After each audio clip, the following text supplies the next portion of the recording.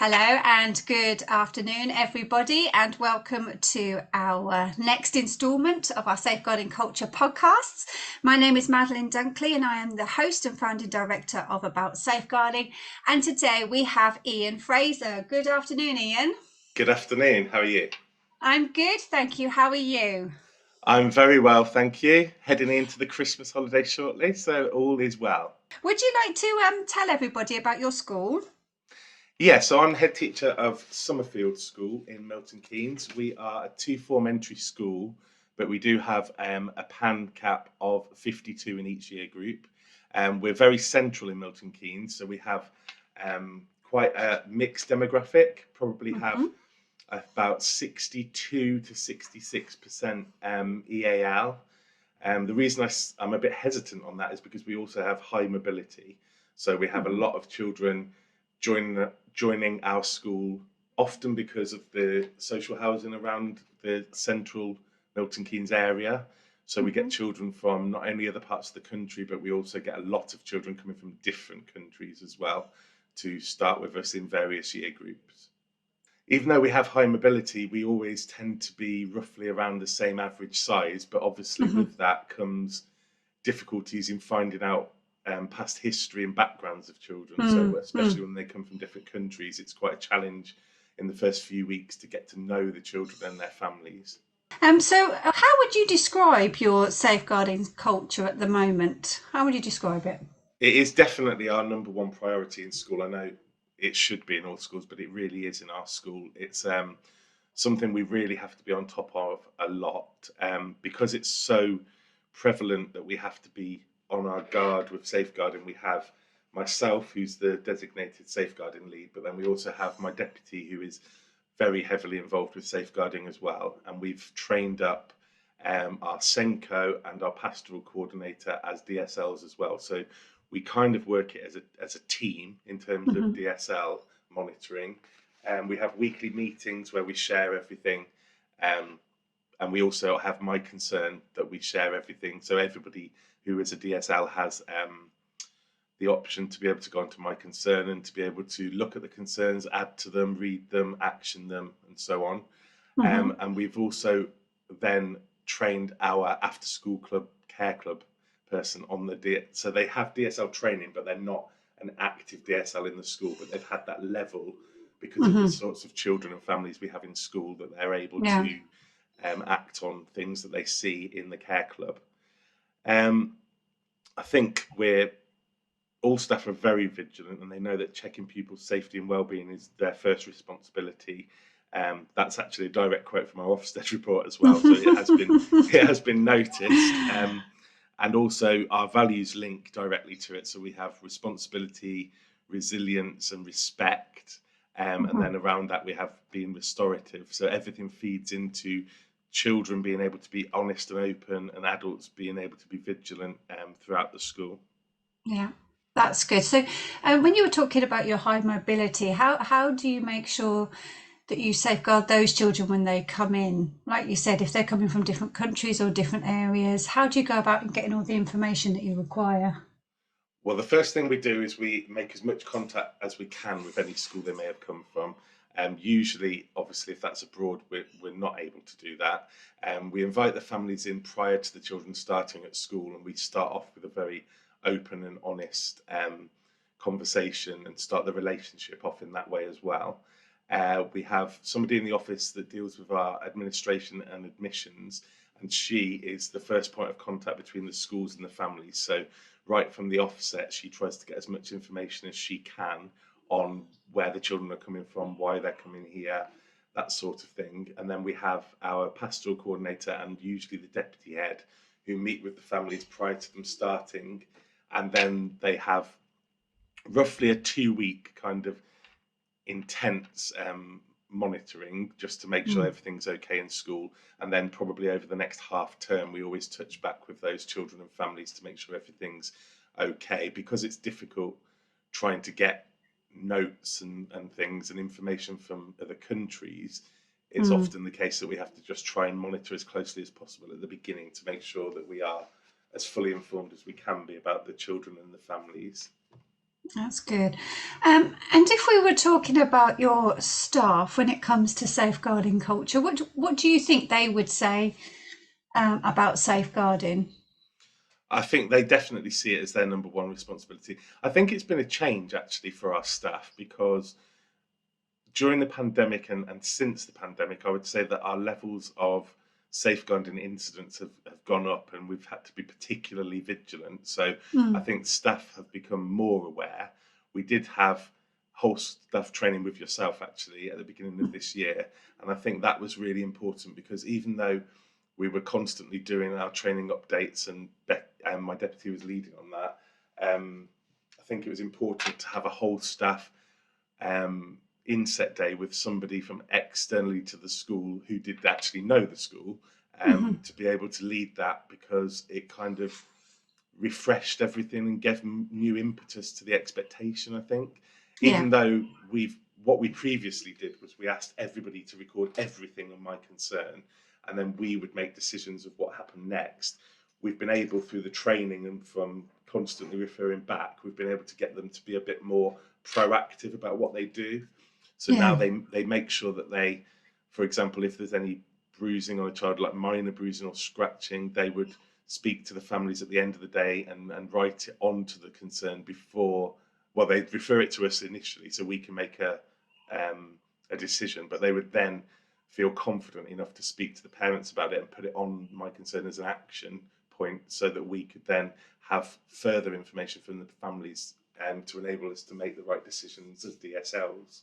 So I mm, think they're growing in confidence mm, and they know their children better. I think because we've got mm, such a vigilant environment that we are in, I think the adults really know each child and they're more able to spot when things aren't right. mm. So, what did you put in place then to create that environment? So, what did you do to make it a more positive safeguarding environment? I think the first thing is that our overarching, I talked about the values, but our Mm, overarching school um, tagline really is the best you can be, everyone, every day.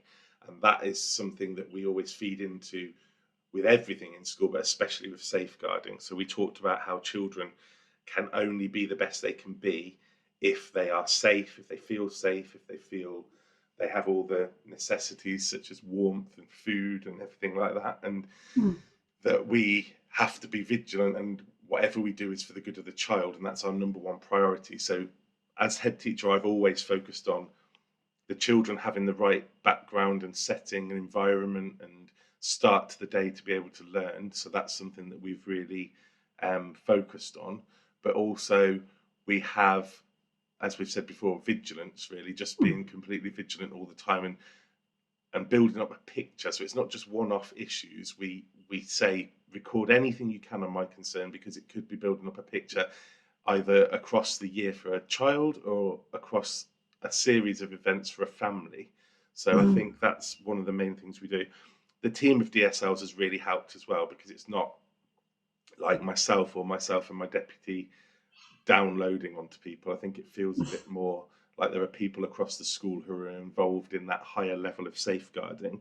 And I think that makes it more accessible for people to ask questions and to pass things by people before they make decisions.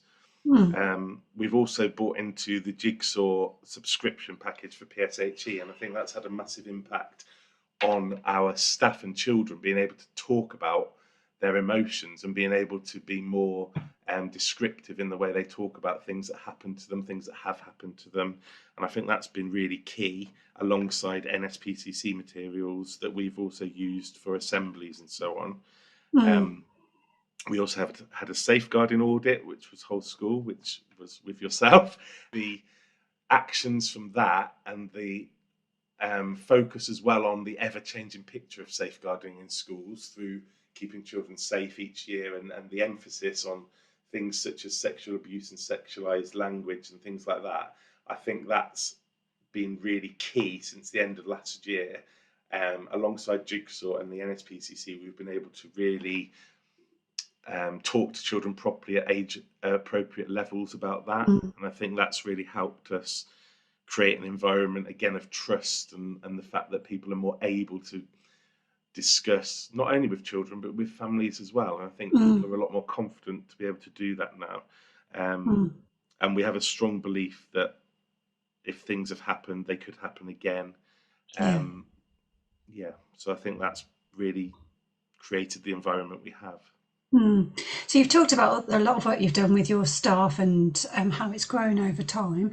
But how do you get that safeguarding ethos message across to like your visitors, your parents, and carers? We've made sure that safeguarding, as soon as you sign in now, so we've got inventory for adults to sign in when they come as visitors, and straight in front of them, then we have posters with pictures on of all the DSLs, so they know Mm, immediately who to report anything to should they see anything in school. We also have a booklet that we give out with those pictures on and with our procedures and processes if anybody, whilst in school, comes across anything that they see as a concern, either with children or with adults. So we make sure that happens, and then we've followed that up with posters and reminders throughout the school, down all the corridors and so on. So it's very much in your face. We also we also even have things on the back of toilet doors just to remind people of certain things that are happening, because that's quite accessible for most people. They often Absolutely. see it there. Yeah. We also have an updated display board in the staff room where we Yeah. update it with all of the most important things to us and the newest and most up to date information. I must say, when I did come to your school, it is everywhere, especially Yeah, in the toilets as you're washing your hands coming yeah. down the corridor, which is great, which is absolutely brilliant.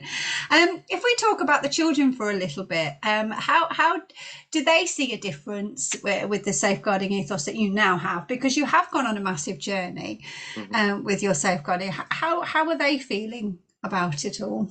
Yeah, I think we've fed in through assemblies. And we were feeding them through assemblies when we were in lockdown as well, actually. So I think the parents were hearing the same message. So that was helpful, Mm, that we were recording daily assemblies, and often they were focusing on safeguarding and feeling safe and what to do if you're not safe. So the parents were able to get that message as well via that lockdown experience. But I think the changes that we've made, and obviously having it so prevalent throughout school, and as I said, about being able to talk and use the language to talk about how they feel and how safe they are, I think that has made them far more open, especially towards myself and my deputy, actually, because there mm, could be a tendency often in schools perhaps that children feel safest talking to their class teachers or definitely their LSAs, and that's especially on the playgrounds and stuff, that's where a lot of the information comes from. But we actually now have children who come directly to us in our offices and tell us things directly and trust us enough to be able to make the right decisions, even though they are aware that mm. sometimes it's going to be difficult and hard, but they do feel they're able to open up, and they do feel like they're able to tell us things, and they know that we will work with the families according to what we have to do, according to our priorities and what we have to do to safeguard them, but we will also work fairly with their families as well, to try and help solve it and resolve anything, Mm, mm. whilst also using the outside agencies and MASH when we need to. Yeah. So, if you had to give one piece of advice, some people have given more, but if you had to give your best piece of advice to other schools around safeguarding culture, what would that be? I think it would be just to be as open and honest about the whole safeguarding procedure and process as possible. Mm, The more you talk about it, the more it's involved in everything, the more you give expectations and verbalize everything that you do, I think the easier it gets for everyone to talk about it. I mean, yeah. I would say the biggest concerns we have are when once we pass it on outside the school, that we, because of the nature of everything that's happening at the moment, the whole idea of the resources that are available and the thresholds that need to be met and so on outside school, I recognise the pressures there. But I Mm, think because we're so open and honest and really want to help, I think we have to push back on that sometimes and make sure we get the support that we yes. really need once it goes outside the school building and once we go that far. So I think openness, honesty, people being told what they need to know at the right time and the right amount of information. I think that's really key as well. Mm, But that's embedded a kind of, yeah, I know I keep saying the same word, but openness across the whole yeah. school to what people should expect and what every child and adult should respect and should have in their lives to make them the best they can be. Well, that's great. It's a great piece of advice. Thank you very much. And thank you very much for your time, Ian. I do appreciate it. It's okay. Right. Well, thank you very much. And thanks for listening to another input of our Safeguarding Culture podcasts. Thank you very much, Ian. Thank you. Thank you. Bye. Bye.